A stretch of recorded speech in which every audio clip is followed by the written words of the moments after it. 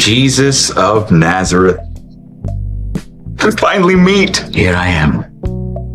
I thought you'd be sort of taller, crazier looking. Wild hair and animal skins. Glad I could disappoint you. The first story I ever heard about you, I didn't believe it. That's usually how it goes. It wasn't about religion or preaching or God. It was about fish. Another common theme. It was an impossibly huge catch, Atticus. It settled the largest debt at Capernaum's ledger. Have you ever visited the Far East, Jesus? I have received visitors from there, but never been there myself. They eat their fish raw. Peel off the scales, cut off the heads and tails, and take a bite. It's quite something. Oh, they eat the flesh, spit out the bones. Of course. If Simon had not settled his debt, that could have resulted in my demotion. That was flesh.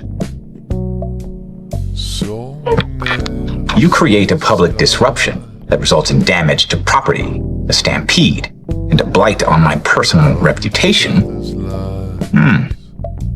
Bones.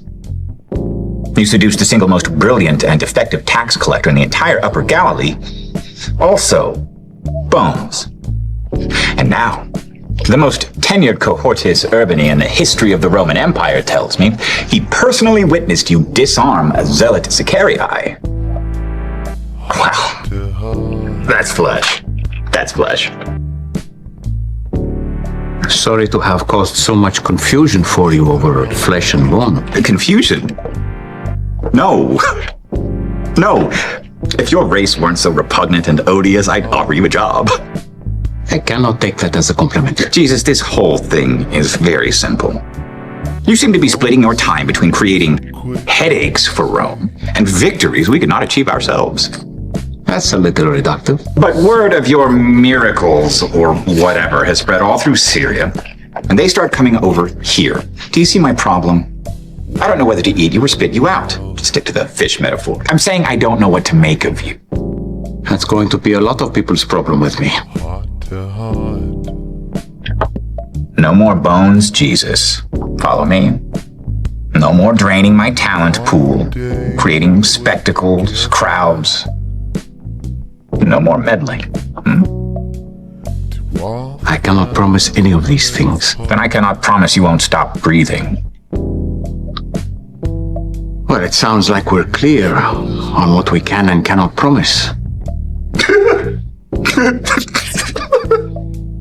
I honestly... Oh, Jesus of Nazareth, I like you. We're on the same team. Just don't make me kill you. I won't make you do anything.